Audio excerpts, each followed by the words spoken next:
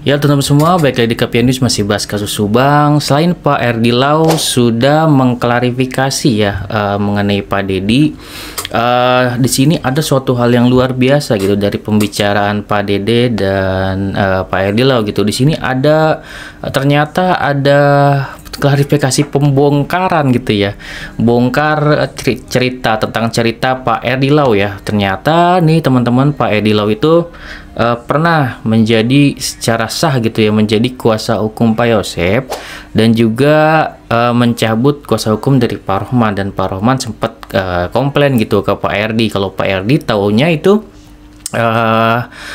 Pak Rohman ini sudah dicabut secara sah gitu, dengan Pak Yosep tahunya udah clear bersih gitu kan ya. Dan di situ ternyata Pak Rohman tidak tahu, dan pada saat Pak Erdi bertemu dengan Pak Yosep di situ ya membanggakan Pak Erdi dan menjelekkan Pak Rohman gitu. Begitu juga sebaliknya gitu, seperti dua muka nih Pak Yosep, kalau bertemu Pak Rohman ya justru berkata sebaliknya, seolah tuh mengadu domba, bukan seolah lagi ya. Ini benar-benar mengadu domba dan ada dokumentasinya dari Pak Erdi Lau gitu, dan luar biasa gitu ya. Ini beliau berbicara fakta gitu, dan ada dokumentasinya beliau bersama Pak Yosep, Bu Mimin gitu kan ya. Jadi wah, ngeri banget nih gitu kan ya. Andai pun misalkan Pak Yosep tidak terima atau gimana ya pasti kalah gitu kan dengan perkataan Pak Erdi Lau yang fakta gitu kan ya. Dan Pak Rohman juga tahu gitu kan ya dengan keadaan ini gitu ternyata. Jadi Pak Erdi Lau ya sangat menolak ya untuk menjadi kuasa hukum Pak Yosep gitu sebenarnya, dan mempersilahkan Bu Sylvia kalau mau menjadi kuasa hukum Pak Yosep kayak gitu. Dan ini dia bongkaran dari Pak Erdi Lau bahwasanya beliau pernah diadu domba gitu ya.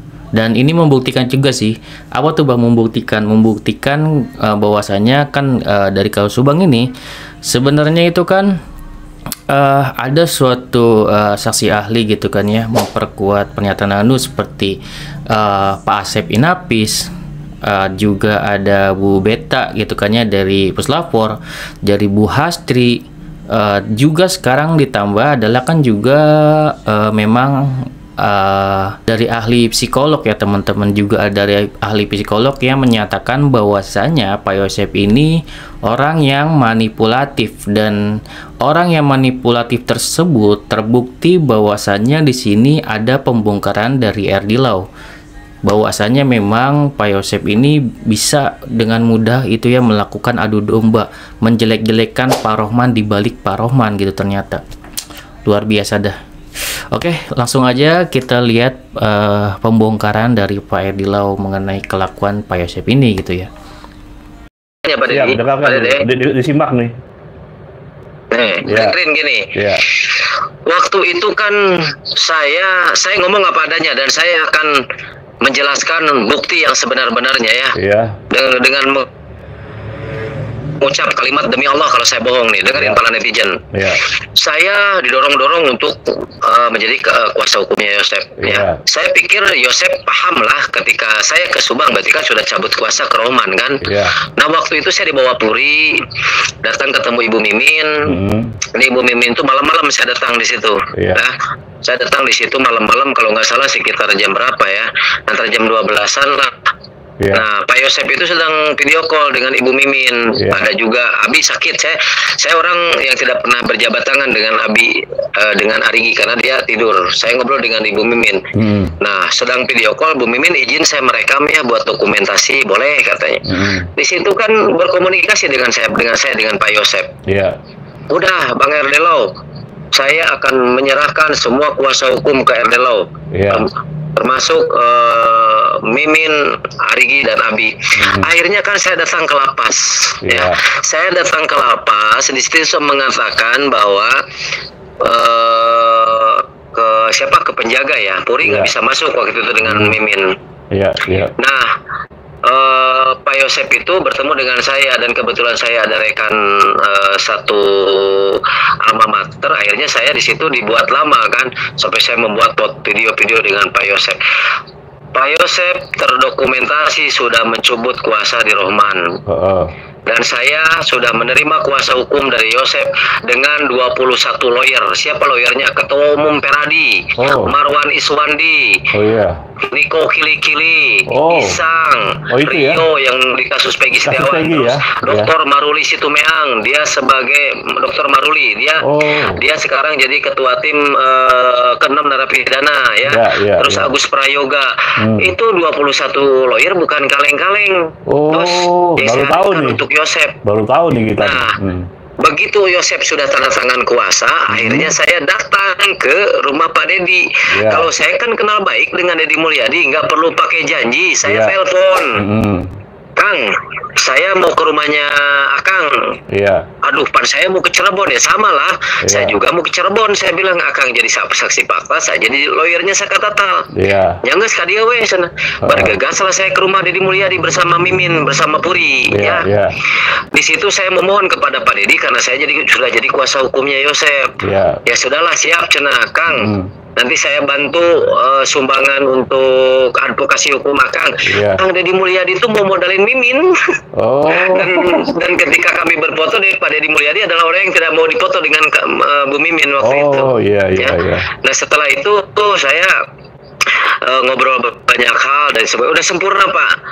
21 lawyer terbaik, lawyernya Pina, lawyernya Peggy Setiawan, lawyernya 7 narapidana, lawyernya Sakatatal. Saya borong buat Yosep.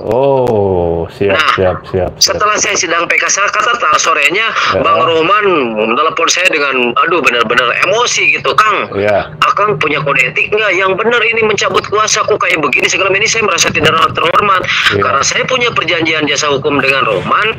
Rohman itu sebagai kuasa hukumnya Yosep sampai keputusan tetap. Waduh Kang, sorry nih Kang, sorry sebentar Kang, saya ngomong dulu. Saya nggak tahu Akang punya perjanjian. Yang saya tahu Pak Yosep dengan Akang dengan clear and clean. Wah, saya juga nggak tahu dokumentasinya.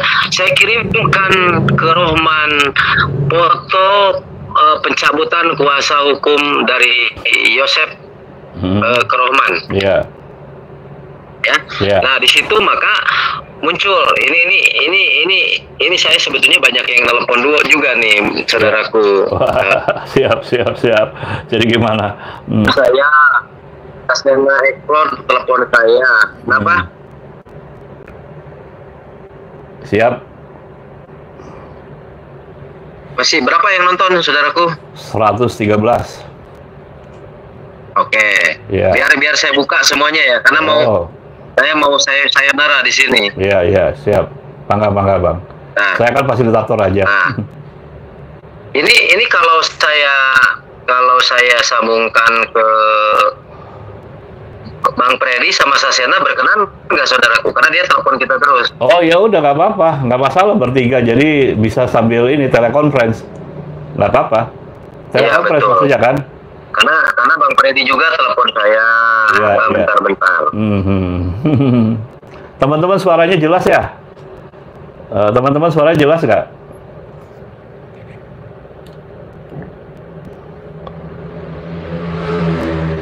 Jadi saya mau menghabiskan waktu karena saya juga tadinya Bang Freddy selamat malam. Halo Bang Freddy, nih kebetulan Bang Freddy gabung juga nih. Assalamualaikum, waalaikumsalam. Oh, selamat datang Bang Freddy, terima kasih Bang. Salam kenal Dede.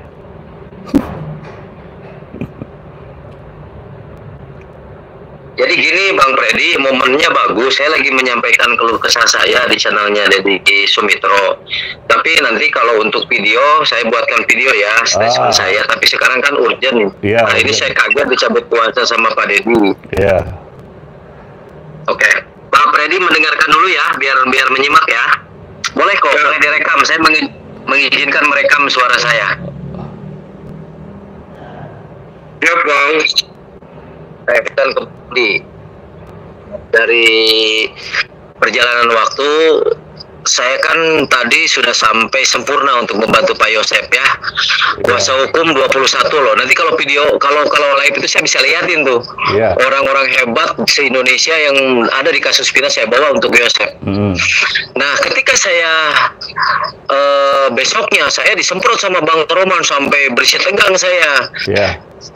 Sampai saya bilang gini ke Bang Roman, saya bilang, saya ini orang yang taunya Anda sudah clear dengan klien. Saya kirimkan bukti pencabutan Yosep untuk Roman.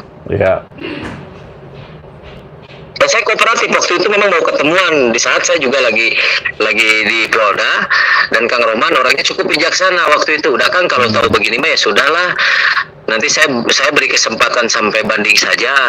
Nah, kalau secara hukum waktu itu saya itu sebenarnya sudah menjadi lawyernya Yosep. Terkonfirmasi oleh lawyernya yang lama. Kalau saya komunikasi dulu, nggak tahu kalau orang lain. Nah, setelah saya tahu kalau Roman itu marah, saya bilang, Bang Roman, yang menyebabkan Anda marah ke saya itu apa? Iya, katanya Kang kalau dia bilang ke saya tuh AA gitu kan. Buktinya tahu adab dong sebagai advokat. Saya tahunya Anda sudah clear, saya bilang.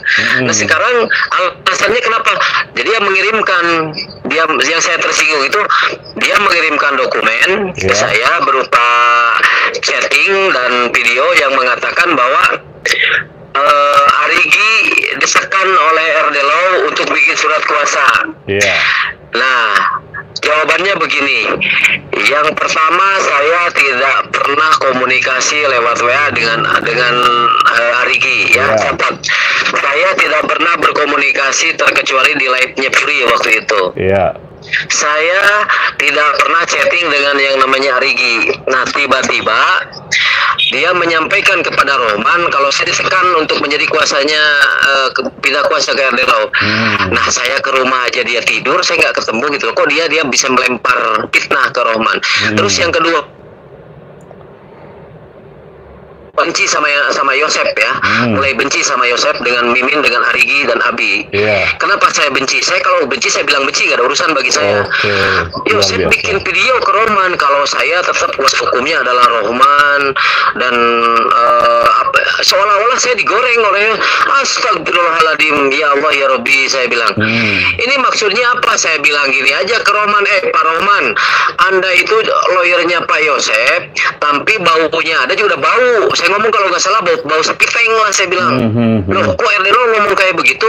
Saya punya bukti rekaman selama 2 jam waktu Yosep berbicara dengan saya di depan Mimin. Saya pegang itu rekamannya sampai sekarang. Dijelek-jelekin lah nama Roman di situ, ya. Hancur nama Roman di situ. Saya bilang gitu ke Roman. Oh gitu. Bang, mau saya kirim rekaman pembicaraannya. Jadi saya dengan Roman adalah orang yang seolah-olah dibuat skemer dengan orang ini. Aku pikir dalam hati, alah, Ibu Mimin, RD Law datang ke Subang ya dengan baik-baik, dengan ongkos sendiri, siap pro bono, beli materai aja, nggak mampu saya yang beliin. Tapi sok-sokan membuat situasi saya perang dengan Roman. Ya sudah, waktu itu Kang, saya mau udah percaya sama AA, kata Kang Roman. Saya pun percaya sama Kang Roman kalau kita memang diadu domba. Nah, udah gitu Kang Roman komunikasi dengan saya dengan nada yang lembut. Kang, udah kita persaudaraan aja. Kang, kan kita udah bikin memori banding. Sudahlah, memori banding saja Kang. RD Law mau maju lah. Tapi setelah saya pikir-pikir ya, setelah saya begini, kayaknya saya mending cari yang lain aja. Nah, bertemulah dengan Kang Dedi. Kang Dedi itu adalah orang yang butuh bantuan lepas dari ATS. Ya saya ambil karena enak nih kalau lewat Dedi, saya khusus ngurusin yayasan, nggak yang lain-lain. Demi Allah, sampai sekarang kalau memang saya niat untuk menggugat Ibu Sylvia gitu kan, dari kuasa yang ke saya bisa. Tapi saya tidak ingin menjadi lawyernya Yosep setelah itu. Saya tidak ingin menjadi lawyernya Mimin, saya tidak ingin menjadi lawyernya Abi dan Arigi. Ya, silakan. Kalau ada statement saya yang menyinggung perasaan orang lain, diundang-undangin, laporkan saya ke Polda. Saya mengungkap kebenaran di sini, dan saya sakit hati dengan yang namanya YMAA ya, termasuk Junto Puri, Junto Sylvia, saya sakit hati. Ya. Nah, dari situ biar dia mau upaya hukum ke saya, harus izin pakai nama, nggak ada urusan dengan saya. Nah,